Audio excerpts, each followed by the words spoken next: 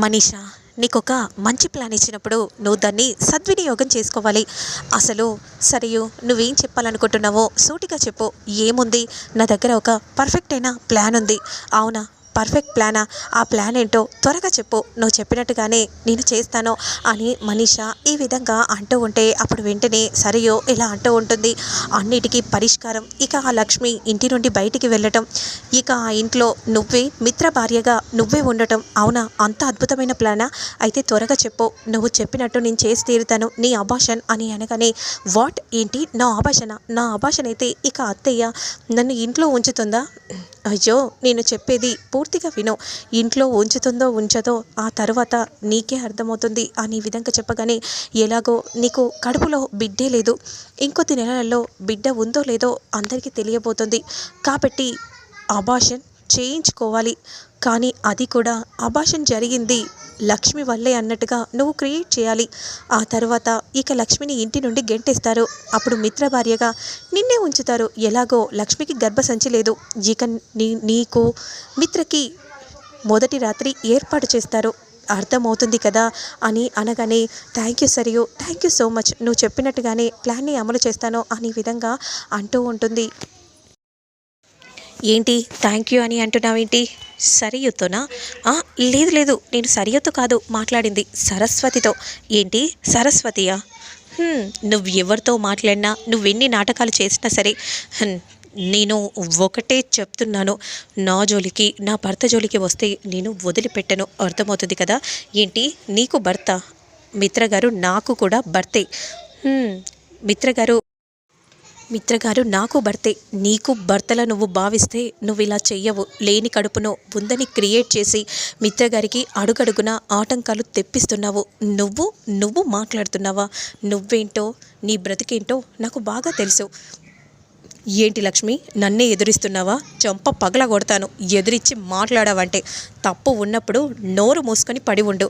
అంతేకాని ఇలాంటివి మాట్లాడి నాకు కోపం తెప్పించకు. అర్థమవుతుందా? నేను నా కుటుంబం కోసం, నా వాళ్ళ కోసం నేను ఏదైనా చేస్తాను. ఇంకెప్పుడైనా ఏదైనా ప్లాన్స్ చేసి కుటుంబాన్ని బాధ పెట్టాలని చూస్తే వదిలిపెట్టను. నిన్ను ఇంటి నుండి ఎలాగైనా మిత్రగారి చేత బయటికి గెంటిస్తాను. నీ నకిలీ కడుపును కూడా బయట పెడతాను అనే విధంగా అంటూ ఇక వెంటనే కోపంగా అలా చూస్తూ ఉంటే మనీష షాకింగ్గా చూస్తూ ఉంటుంది. ఏంటి, ఏం మాట్లాడుతున్నావు? నువ్వేంటో, నువ్వు ఎందుకు ఇలా మారిపోయావో నాకు అన్నీ తెలుసు. నీ వెనుక ఎవరున్నారో కూడా అందరినీ కూడా బయటికి లాగుతాను.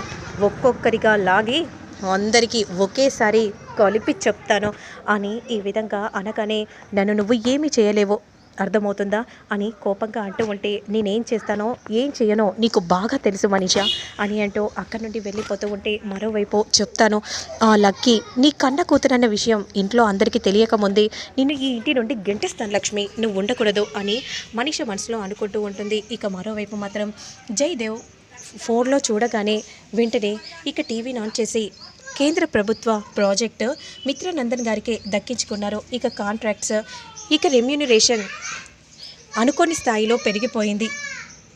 ఇదంతా కూడా లక్ష్మి వల్లే సాధ్యమైందని అందరికీ తెలిసిన విషయమే అని విధంగా అంటూ ఉంటే, అరవింద ఎక్కడ ఉన్నావు? త్వరగా రా అరవింద, అరవింద అనే విధంగా అంటూ గట్టిగా జయదేవ్ పిలుస్తూ ఉంటారు. అదిగో చూసావా, మనకి ఈ టెండర్ వచ్చింది అరవింద అని అంటూ ఉంటే ఇక సంతోషంగా ఉండకుండా అరవింద అలానే చూస్తూ ఉంటే, ఏమైంది అరవింద అలా ఉన్నావేంటి డల్గా అని అంటూ ఉంటే, ఏమని చెప్పనండి, ఎలా చెప్పను, మిత్ర ప్రాణాలు ముఖ్యమండి, కాపాడుకోవాలని అనుకుంటే ఇలా జరిగిపోతుంది. అసలు ఇంకా బిడ్డ బయటికి రావడానికి చాలా నెలలున్నాయి కదా అని అంటూ ఉండగా అదే సమయానికి లక్కీ వస్తుంది. నానమ్మ, నానమ్మ, ఏంటమ్మా? అవును, నాకు ఈ పేరు ఎవరు పెట్టారో? మిత్ర పెట్టారమ్మా. అవునా, నాకు నాన్న పెట్టారా? లక్కీ అంటే లక్ష్మితో సమానం కదా, అంటే నేను లక్ష్మి దాంటిని కదా, శుభానికి గుర్తన్నమాట, అంతే కదా నానమ్మ? అంటే నేను ఎప్పుడు నా వల్లే నాన్న సంతోషంగా ఉంటారు, నేనుండగా నాన్నకి ఏం కాదు అని అర్థం, అంతేనా నానమ్మ అని అంటూ ఉంటే, అంతే అమ్మ అంతే అని అంటూ ముద్దు పెడుతూ ఉంటుంది అరవింద. నిజమైన మనవరాలు మిత్రకు ఉంటే ఎంత బాగుండో, ఆ మనవరాలివి నువ్వే అయితే ఎంత బాగుండమ్మా అని మనసులో అరవింద అనుకుంటూ అలానే చూస్తూ ఉంటుంది. లక్ష్మి, టెండర్ మనకే వచ్చింది. న్యూస్లో ఎక్కడ చూడు మన పేరే మారుమోగిపోతుంది. ఇక షేర్స్ మాత్రం అనుకోని విధంగా పెరిగాయి. ఇదంతా నాది ముందండి, మీ వల్లే, మీ ఎంకరేజ్ వల్లే ఇదంతా సాధ్యమైంది. లక్ష్మి, నువ్వు లేకుండా మనకు ఈ టెండర్ వచ్చేదే కాదు, నీ వల్లే సాధ్యమైంది. నిజంగా నాకు చాలా సంతోషంగా ఉంది. ఇక అమ్మ కూడా ఇప్పుడు నీ వల్లే హ్యాపీగా ఉంటుంది అనే విధంగా మిత్ర అంటూ ఉంటాడు. ఇక మరోవైపు మాత్రం ఇప్పుడు ఎలా అండి, నాకేం చేయాలో అర్థం కావట్లేదు. స్వామీజీ ఏమో మిత్ర గండాల నుండి కాపాడాలంటే ఈ ఇంటికి మనవరాలు కావాలని అంటున్నారు.